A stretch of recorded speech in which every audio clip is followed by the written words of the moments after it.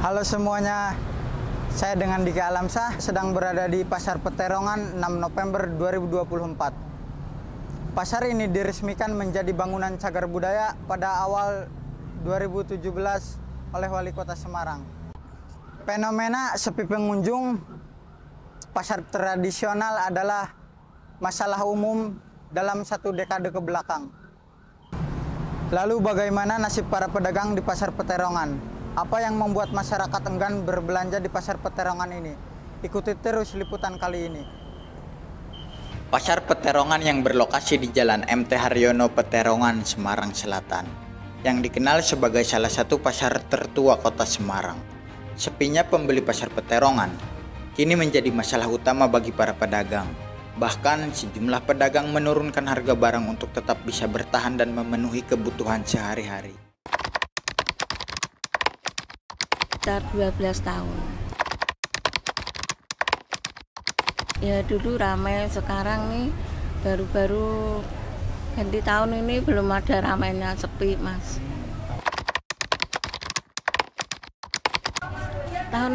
Tahun ini nih pokoknya baru COVID itu dulu malah ramai. Ini malah tahun ini, mulai tahun ini toh sepi mas. Ya aku tanyaan, Bu, kok belinya sedikit, oh mbak sepi gitu. Jadi aku kan kalau ndak diambili bakul-bakul ya itu masih, kalau bakulnya datang ya habis. Anggap tanya toh rame apa sepi mbak, sepi merata, itu sales-sales ya gitu. Gimana Bu? Oh mas nggak ambil dulu, uang sepi ya merata gitu. Belum ada. Kalau di kampung malah ada promosi, ambil minyak 2.000 gitu. Kalau di pasar enggak ada. Cuma kemarin itu kesehatan cuma membayar 5.000. Dulu itu kalau pasarnya belum direnovasi, jelek itu malah rame. Soalnya banyak yang beli. Kalau ini kan yang pindah sini, belakang masih ada pasar. Jadi yang masuk jarang. Yang masuk tertentu bakul-bakul lah beli gitu. Kalau orang belanja eceran itu jarang. Kebanyakan di belakang. Soalnya naik udah bisa beli langsung gitu. Kalau belakang bisa masuk semua, ya mungkin rame. Kemarin udah rapat, aku kan tanya sama ini, guys, gimana hasilnya? Bu, usaha ke pasar belakang biar bisa masuk, ngen sini bisa ramai gitu. Ya dulu aku nompot jahitan, ya bikin tempe. Jadi kan kalau sembako ini tambahan, tadinya cuma aku tahu sama tempe. Kan hasilnya tempe sama sembako lumayan, tahu tempe. Bisa buat makan setiap hari, bisa ninggali anak gitu. Ini enggak sewa, sudah HM caranya. Cara rumahnya sudah HM. Jadi cuma karcis 4.000, keamanan 1.000, kebersihan 1.000, satu hari 6.000. Biar bisa kembali seperti dulu ramai, banyak yang masuk ya gitu. Semua harapan dagang-dagang gitu. Kemarin itu ada kampanye, gimana Pak ben bisa bersatu masuk semua gitu. Pasarnya kok gini sepi terus. Nah, ini mbaknya nganti tidak jualan, kerja. Aku kan keluarga saya cuma saya sama anak saya satu. Bapaknya sudah meninggal, jadi aku di rumah cuma saya sama anak. Anak ya bantu sedikit-sedikit, kalau kerja ya bisa buat bayar listrik tuh.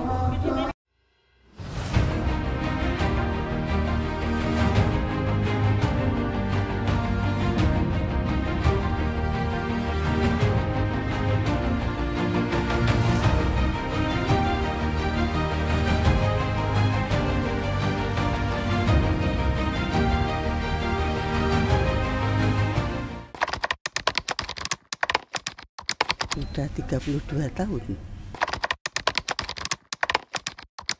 Dulu ya berapa ya? Kurang tahu saya Mas. Dulu-dulunya tandak di sini, dulu-dulunya di bawah. Pertama kali ya Mbak Ibu ini yang jualan. Ya dulu kan bawah enggak ada tempatnya. Banyak yang jualan tapi enggak ada tempatnya, terus dipindah ke atas lantai 2. Lantai 2 sekarang katanya mau untuk pindahan jualan sayur, katanya jualan sayur, terus enggak jadi pindah sini. Yang bawah enggak terpakai malahan. Malah kosong. Ya kadang-kadang kalau ada bakul yang dari desa-desa ke sini, kulaan ke sini, bawa ke desa gitu. Kalau yang di lantai bawah itu kan tangganya masih dekat tanda jalan. Kalau di sini kan jauh, lantainya atau tangganya sampai 4 itu. Delik Mas. Enggak sewa ini Mas, enggak. Ini dari kantorannya dulu ya, memang dulunya ya beli Mas. Kalau ya dipindah sini kan ya enggak. Ya kadang ada yang punyanya sendiri, ada yang sewa, ada yang punyanya sendiri. Kalau yang belum punya ya nyewa Mas. Kalau di bawah itu.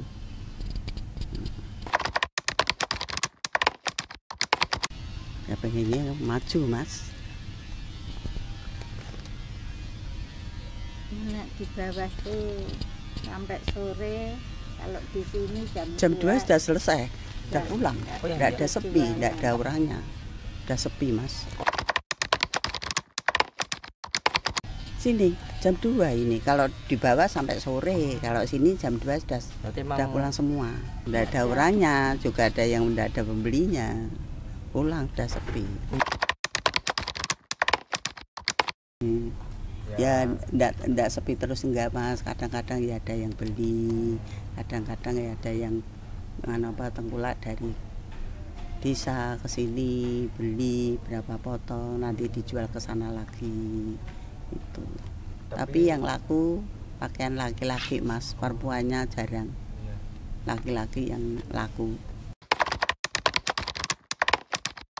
Ya kalau untuk menutupi kebutuhan rumah tangga ya kurang Mas. Kadang laku, kadang enggak. Enggak mesti Mas. Kadang laku, kadang enggak Mas. Enggak tentu. Kalau pas rezeki ini ada ya laku. Kalau enggak ada pembeli ya gini nih. Jam 12 pada sudah pulang itu. Enggak, ibu sudah tua, udah usaha sampingan.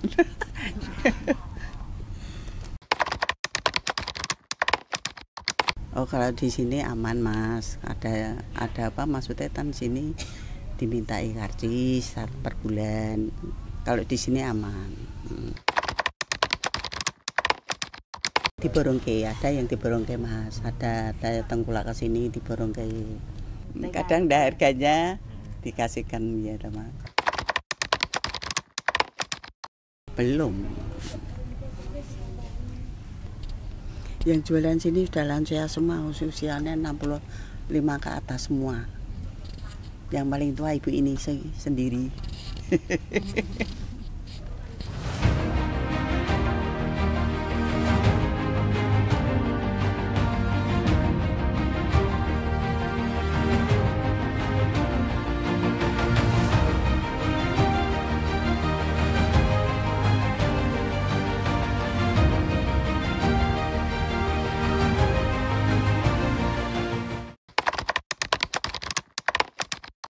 Fenomena pasar sepi itu kalau saya lihat biasanya mulai dari COVID-19 sampai sekarang itu semakin sepi gitu. Dari COVID sampai sekarang. Sampai sekarang. Jadi belum pulih sih sebenarnya. Kalau saya sebagai ketua paguyuban sih banyak asumsi bahwa karena e-commerce, penjualan online. Cuman kalau saya sebenarnya pasar tradisional itu punya market sendiri, harusnya begitu. Cuman kalau saya sebagai ketua paguyuban, saya akan mengatakan kita nggak usah ngomong tentang online dulu, kita nggak usah ngomong persaingan e-commerce dulu, kita nggak usah ngomong tentang pasar modern dulu. Saya pengen ngomongnya adalah pasar tradisional itu dibenahi dulu. Jadi baru kita bisa, oh pasar tradisionalnya sudah diperbaiki, sudah fasilitasnya sudah bagus, kenapa masih sepi? Baru kita ke yang lain. Selama ini yang saya, karena saya paguyuban Pasar Peterongan, ketua paguyuban Pasar Peterongan, saya akan mengatakan kita tidak akan ngomong Indomaret, kita tidak akan ngomong Alfamaret, tidak akan ngomong online selama pedagang liar yang di belakang masih dibiarkan. Kita baru akan ngomong seperti itu ketika pasar sudah ditertibkan, pasar Peterongan sudah dibenahi dengan baik, itu baru kita ngomong yang lain gitu. Kalau upaya pembenahan pasar, kalau untuk saya bilang ini pasar cagar budaya sebenarnya sudah bagus. Pasar Peterongan itu bersih, sudah ber-SNI, jadi pelayanannya sudah bagus dan produk-produk yang dijual itu sudah layak semua, layak konsumsi. Cuman ya itu kondisi pasar sepi itu karena apa? Karena masih banyak pembeli yang belanja di luar, di jalan, jadi mereka nggak usah masuk. Otomatis itu akan membuat pengunjung di pasar menjadi sepi. Gitu. Harapan saya untuk pemerintah ya seperti sebenarnya sejak tahun 2018 itu sudah pernah ada kajian dari Pemkot dan coba mari kita kaji lagi.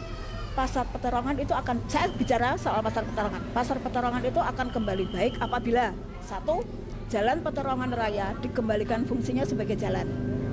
Pasar dikembalikan lagi fungsinya sebagai pasar. Dan sungai dikembalikan lagi fungsinya sebagai sungai. Itu baru kita lihat. Dan itu memang saya paham, itu tidak hanya wewenang dari, kalau kita, karena di pasar kita dinas perdagangan saja, enggak, itu banyak OPD yang terkait. Ada Distaru, ada Satpol PP, ada dinas perdagangan, ada kecamatan dan sebagainya, ada DPU, ada DLH. Dan saya paham, karena kondisi pasar impres sendiri untuk ditempati pedagang itu belum mungkin karena pondasinya sudah rapuh. Jadi banyak dilema sebenarnya. Kalau di pasar Peterongan itu banyak dilema. Jadi pasar impres yang dibangun tahun 80-an itu harus diperbaiki dulu. Pasar Kopla yang dibangun tahun 77 itu harus diperbaiki dulu.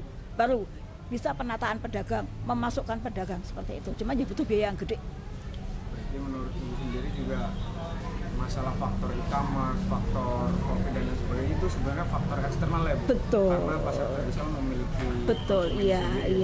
Betul. Kalau saya sih begitu. Kalau memang sudah ada konsumennya, ada tempatnya, dan memang dibenahinya itu pemerintah harus aware terhadap apa yang ada di dalam. Betul, iya.